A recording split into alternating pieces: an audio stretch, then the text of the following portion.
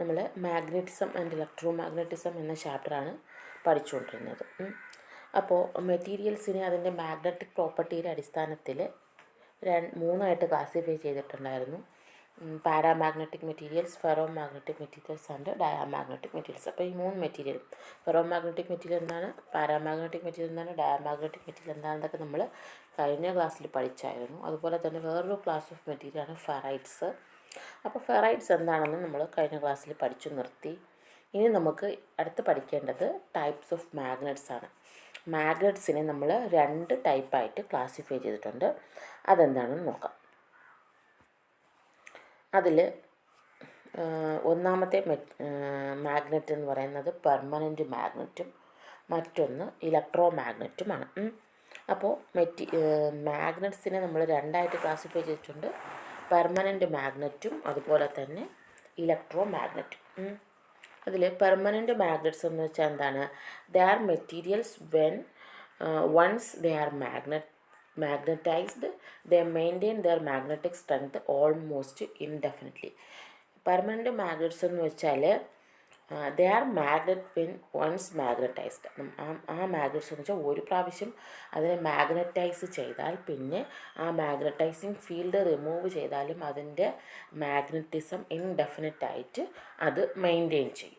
അങ്ങനെയുള്ള മെറ്റീരിയലിനാണ് അല്ലെങ്കിൽ അങ്ങനെയുള്ള മാഗ്നറ്റ്സിനെയാണ് പെർമനൻറ്റ് മാഗ്നറ്റ് എന്ന് പറയുന്നത്.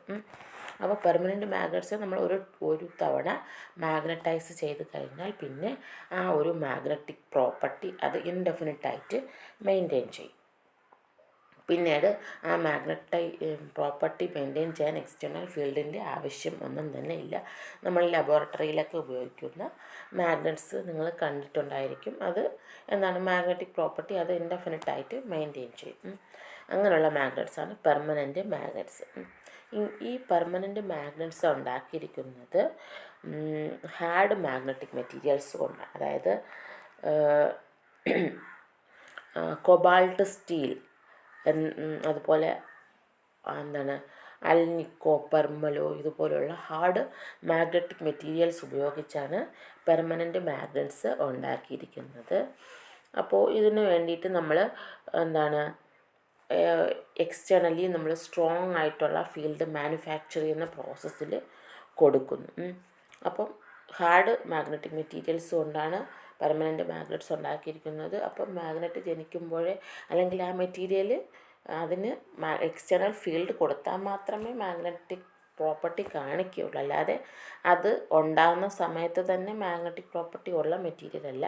പക്ഷേ ഹാർഡായിട്ടുള്ള ഹൈ റിട്ടൻറ്റിവിറ്റി ഉള്ള മാഗ്നറ്റിക് മെറ്റീരിയൽസായ എന്താണ് കൊബാൾട്ട് സ്റ്റീലും അൽനിക്കോ അതുപോലെ തന്നെ പെർമലോയ് ഇതൊക്കെ ഉപയോഗിച്ചാണ് പെർമനൻറ്റ് മാഗ്നറ്റ്സ് ഉണ്ടാക്കിയിരിക്കുന്നത്.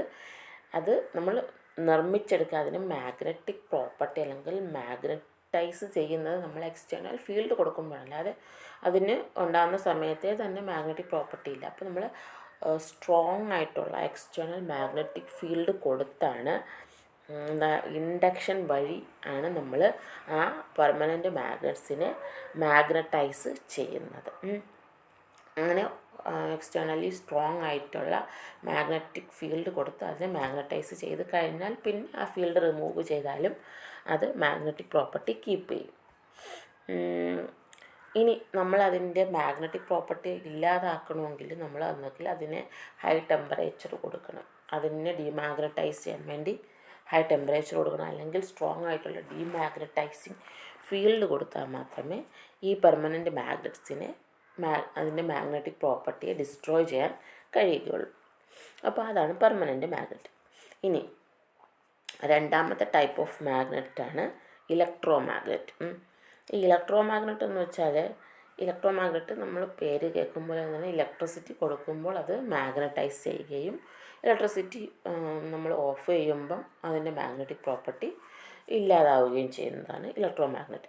അപ്പോൾ ഇലക്ട്രോ മാഗ്നറ്റിലുള്ളത് എന്താണെന്ന് വെച്ചാൽ it consist of A coil of wire wound over soft iron core. പണ്ടൊക്കെ നിങ്ങൾ കൊച്ചിലെ പഠിച്ചിട്ടുണ്ടായിരിക്കും. സോഫ്റ്റ് അയൺ കോറിന് ചുറ്റാകെ വയർ നമ്മൾ number of turns of wires wound ചെയ്തിട്ട് അതിൽ കൂടെ കറണ്ട് പാസ് ചെയ്യും. അങ്ങനെയാണ് ഇലക്ട്രോ മാഗ്നറ്റ് ഉണ്ടാക്കുന്നത്. അപ്പോൾ അങ്ങനെ കറണ്ട് പാസ് ചെയ്യുമ്പോൾ നമുക്കറിയാം കോയിലിൽ കൂടെ കറണ്ട് പാസ് ചെയ്യുമ്പോൾ അതിന് ചുറ്റും ഒരു മാഗ്നറ്റിക് ഫീൽഡ് ഉണ്ടാകും. ഈ മാഗ്നറ്റിക് ഫീൽഡാണ് ഇതിനകത്തിരിക്കുന്ന സോഫ്റ്റ് അയൺ കോറിനെ മാഗ്നറ്റൈസ് ചെയ്യുന്നത്.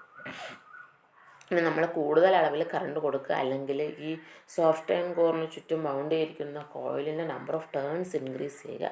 അങ്ങനെയൊക്കെ ചെയ്യുമ്പോൾ അതിൽ കൂടെയുള്ള അല്ലെങ്കിൽ ആ കോയിലിന് ചുറ്റുമുണ്ടാകുന്ന മാഗ്നറ്റിക് ഫീൽഡിൻ്റെ സ്ട്രെങ്ത് കൂടുന്നു, അല്ലെങ്കിൽ ഫ്ലക്സിൻ്റെ എണ്ണം കൂടുന്നു. അപ്പോൾ എന്ത് ചെയ്യും, ഈ സോഫ്റ്റ് അയൺ കോറിനെ കൂടുതൽ അത് മാഗ്നറ്റൈസ് ചെയ്യും. അപ്പോൾ സ്ട്രോങ്ങർ മാഗ്നറ്റിക് ഫീൽഡ് അല്ലെങ്കിൽ സ്ട്രോങ്ങറായിട്ട് ആ സോഫ്റ്റ് അയൺ കോറിനെ മാഗ്നറ്റൈസ് ചെയ്യണമെങ്കിൽ കൂടുതൽ കറണ്ട് കൊടുക്കുക, അല്ലെങ്കിൽ കൂടുതൽ നമ്പർ ഓഫ് ടേൺസ് കൊടുക്കുക ഒക്കെ ചെയ്താൽ മതിയായിരിക്കും.